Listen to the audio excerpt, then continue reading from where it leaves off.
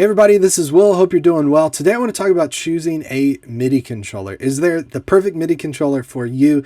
What things should you keep in mind when you're looking for them? We're going to talk about all that and more here in just a moment. So let's get started.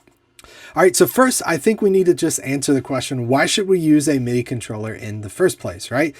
You could step on stage with a laptop. You could step on stage and just click right on the spacebar, and that's everything you need, right? Why should you use a MIDI controller? Well, I like saying you should use a MIDI controller so you don't look like you're checking your email on stage, right? I know it's a silly thing to say, but just imagine being on stage and you're just typing away on your computer.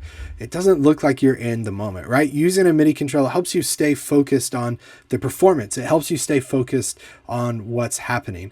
I remember back when I was just getting started leading worship at a church, and it was a smaller church. It was me on electric guitar. We had a couple band members, but I remember a couple times I had my computer set up. I had all these things around me, and I remember multiple people saying, man, it's just hard to connect with him. It feels like he's so far away and he's fiddling with these toys and he's messing with this stuff all the time. While having that computer there just put up a barrier between me and the people. So being able to move your computer away to either off stage or out of the way and using a MIDI controller really helps you connect with the congregation if you're at a church, or connect with the audience if you're just on stage performing somewhere. It helps you stay in the flow and in the performance, right? Instead of playing guitar and then suddenly stopping to play guitar to reach over and press spacebar or something, you can stay in the moment, right? And you can find a MIDI controller that works really well for your setup. So number one, I think you should use a MIDI controller so you don't look like you're checking your email on stage. Number two, I think it's very important. And again, the goal of this video is to provide some context. I'll offer some suggestions on controllers as well too. But number two, I think you should find a controller that fits your context. What do I mean by that? Guitar players, you should use some sort of foot controller. My personal favorite, the one I use quite often, is the Disaster Area Designs DMC 6D. I have both Gen 1, both Gen 2 and Gen 3 of that. It's a rock solid pedal. Disaster Area makes tons of other great gear. It's rock solid.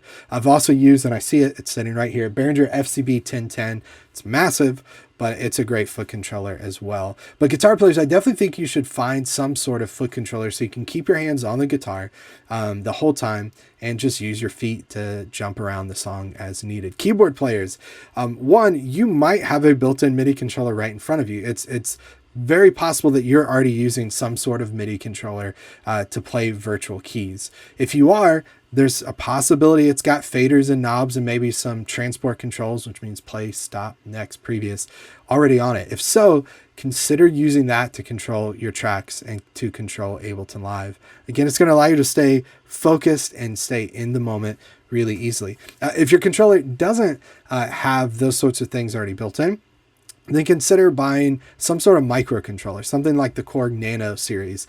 Akai has I think it's LPD series. I've included links to all these below. But something that's small enough to sit on your keyboard. Maybe you have a Nord. It doesn't have things you can necessarily use to control something else with, but you can slap something that's 50, 60 bucks on top of it really easily, and it's going to work well. Drummers. Let's talk about you drummers. The most important thing for me when I am going in to coach a band, to work with an artist, and if the drummer is doing tracks, which I'm probably the least fan of having the drummer doing tracks, but if they are, and that's what they're situated on, then I say, okay, let's find a solution for the drummer to keep their hands on the sticks and not have to reach over and touch the computer. On top of that, to not have to reach over and touch any sort of MIDI controller, right? We just want them to be able to do cymbal swells and just have everything they need right there, right? So for me, I think drummers, it's important to use something with drum pads, something like a Roland SPD SX. Akai has some great has some great solutions as well too, that you could use. Alesis, excuse me, not Akai. But do something with pads so that you could do a cymbal swell, hit something with your stick, as opposed to cymbal swell, reach over, grab your stick and do it, right? I've seen some drummers use foot controllers that might work for you, but I personally have found a lot of success with drummers using something with pads. Another note for drummers that I think is really important is program your set in a way so that you don't have to mess with the computer a lot. For instance, I teach our From Studio to Stage students to program your set so that once a song ends, select the next song and then just make it to where the drummer hits play to go. or even stitch your songs together so that we do song 1, 2, 3, 4, and then we stop at the end of the set. Don't make it to where you have to reach over and constantly hit play. If you want to repeat something, yeah, maybe have a button that's assigned to repeat, but make it easy on yourselves, drummers, if you're doing tracks. It becomes really important to have a solid, well-programmed set when you're running tracks from drums. Final thing I think you should consider is distance and flexibility. What I mean by this is, if you have your computer next to you, you're the front man, you're the front woman, you're singing, you're leading worship, you're one of the singers in kind of the front line of your band. Maybe you are playing guitar, but you're on the front of the stage. Again, I would suggest moving your computer kind of out of the way, off to the side, maybe side of stage, maybe even back of stage. So you need to think about distance. This is really important. Now, here's the most important thing you need to remember: eye connectivity, right? Remember the name, eye connectivity.